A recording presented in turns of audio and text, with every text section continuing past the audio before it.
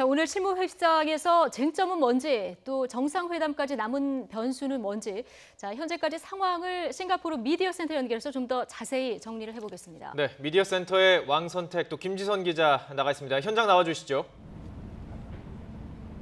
네, 북미 정상회담을 앞두고 있는 싱가포르 미디어 센터입니다. 회담을 하루 앞두고 싱가포르에서는 막바지 조율 작업이 한창입니다. 조금 전 강진원 기자가 전해드린 대로 이곳 미디어 센터에 있는 취재진들의 눈도 리치 칼튼 북미 협상이 진행되고 있는 곳으로 향하고 있습니다.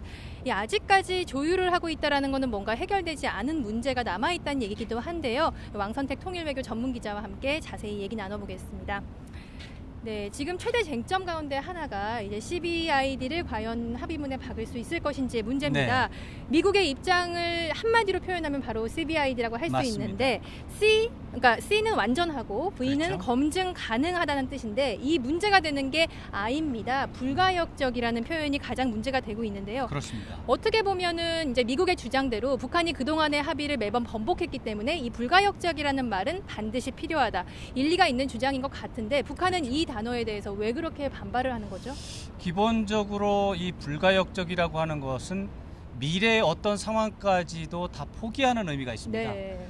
그런 차원에서 지금 비핵화라고 하는 상황에서 지금 당장 어떤 일을 하는 것은 뭐 충분히 타협할 수가 있지만 10년 뒤, 20년 뒤 그 상황에까지 약속하는 것은 어려운 점이 있을 수 있습니다. 네. 예를 들어서 지금 북한과 미국이 관계가 정상화되고 좋아져서 완전히 우호 국가가 됐는데 이 원자력 발전소를 세울 수 있는 권리 자체가 이번에 무산이 된다면 네. 북한 입장에서는 그것은 좋지 않다 이렇게 판단할 수가 있습니다. 그래서 불가역적이라고 하는 말 중에는 미래 평화적 핵 이용, 이제 원자력의 평화적 핵 이용이라고 하는 부분이 들어있기 때문에 이런 부분까지 북한이 양보하는 것은 그야말로 전쟁을 하고 나서 패전국에게나 적용할 수 있는 가혹한 과도한 조치다. 이런 차원에서 이제 북한이 굉장히 반발하고 있는 것이고요. 또 하나는 이것이 이제 CVID라고 하는 미국의 요구와 또 완전하고 검증 가능하며 또 불가역적인 체제 안전 보장이라고 하는 북한의 요구에 대해서도 북한이 상응하는 조치를 해야 하는데 불가역이라고 하는 부분에 있어서 미국은 보장할 수 있느냐 네. 이렇게 질문했을 때 미국은 마땅히 할 말이 없는 상황이 사실입니다. 네. 이런 부분에 대해서 조율이 지금 명확하지 않은데 양쪽 다 이번 정상회담을 또 성공시켜야 되는 또 그런 문제도 있고 해서 어떻게 맞출 것인가 뭐 이건 적대적인 부분이 아니라 서로 어떻게 맞출 것인가를 놓고 치열하게 막판에 그 조율 작업을 하고 있다 이렇게 봐야 되겠습니다. 네, 이 불가역적인 체제 안전 보장은 미국으로서도 쉽지 않다. 이 부분은 조금 후에 짚어보기로 하고요. 네. 북한의 반발에도 불구하고 미국에서는 사실 이 세 가지 완전하고 검증 가능하며 불가역적이다. 이 세 가지가 모두 담기지 않으면 사실상 성공했다는 평가를 받기 어렵습니다. 왜냐하면은 계속해서 줄곧 원칙을 제시해온 게 바로 이 CBID거든요. 그렇습니다. 그래서 이게 담기지 않을 경우 북한이 끝까지 반대를 했을 경우에는 국내 여론을 감안하지 않을 수 없는 트럼프 대통령 역시 이번 합의에 대해서 북한이 원하는 수준의 체제 안전 보장을 하기 어려울 것 같아요. 이렇게 되면 회담이 사실 실패로 끝나는 건 아니냐 이런 우려가 있습니다. 그렇습니다. 그렇지만은 이미 세 가지 요소 가운데 1번과 2번 완전한이라고 하는 부분과 검증 가능하다라고 하는 부분은 북한이 어느 정도 양보를 한 상황이라고 지금 판단할 수 있습니다. 네. 지난 4.17 판문점 남북 정상회담에서 북한은 완전한 비핵화라고 하는 용어에 이미 동의한 바 있습니다. 그리고 검증 가능한이라고 하는 부분은 이미 2005년도 9.19 공동성명에서 북한이 그것을 합의를 했고 그 이후의 절차에서도 북한이 어느 정도 협조한 바가 있습니다. 그렇기 때문에 북한에서 봤을 때 이 두 가지 1번과 2번 완전하다, 검증 가능하다 이 부분에 대해서는 이번에도 동의할 가능성이 있어요.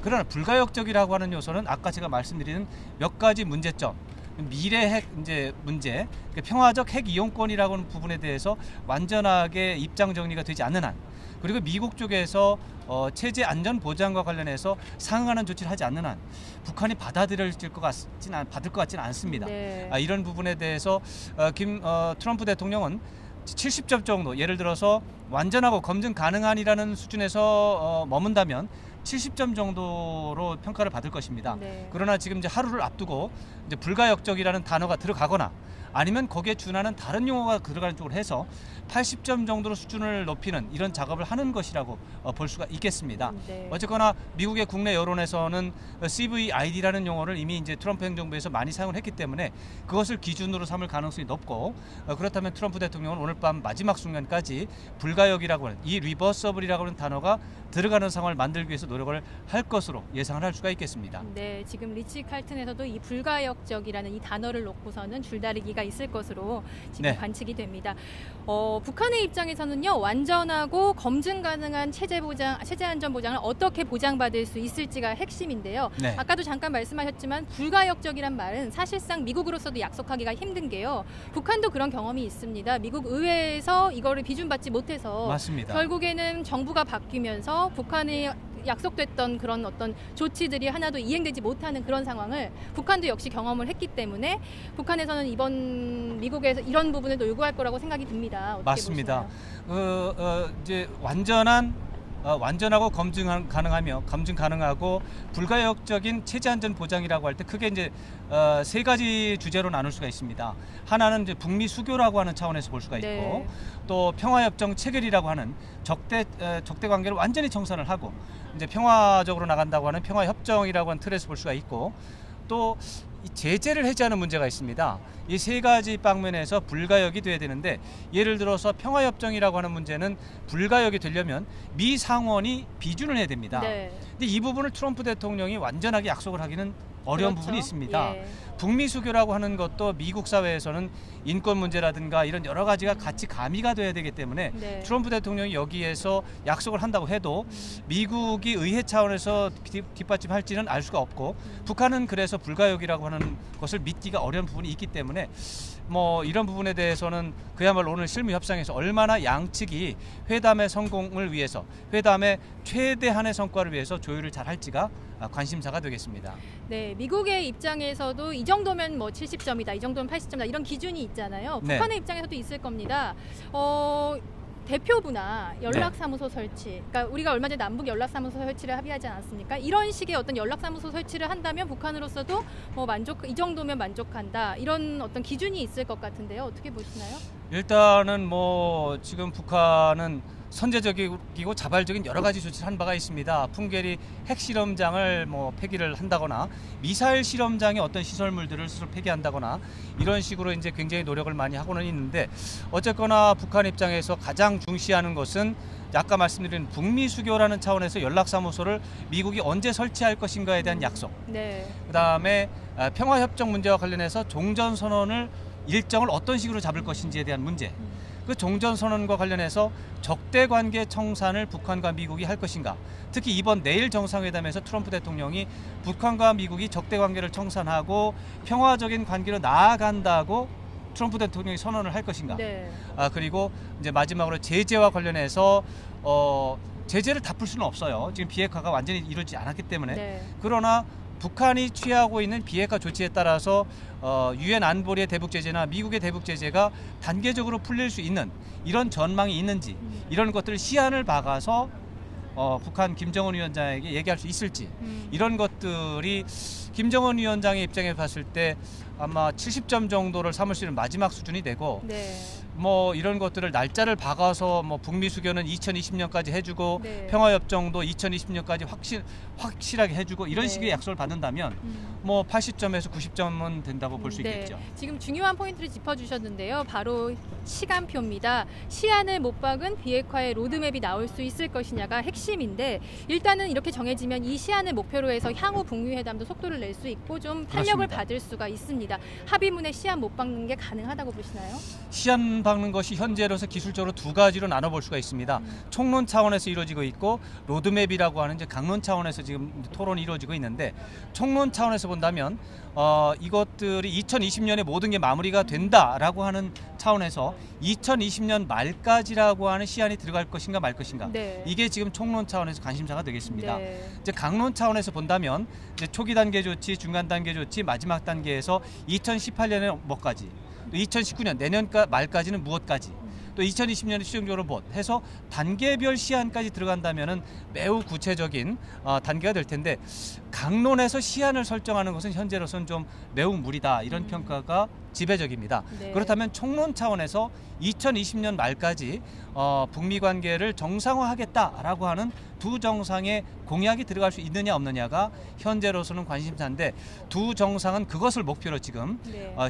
지금 뭐 특별한 일정이 발표되지도 않았는데 하루 먼저 와서 실무 협상을 진두지휘하고 있는 이런 기이한 현상이 벌어지고 있는 것입니다. 네, 왜 2020년이죠?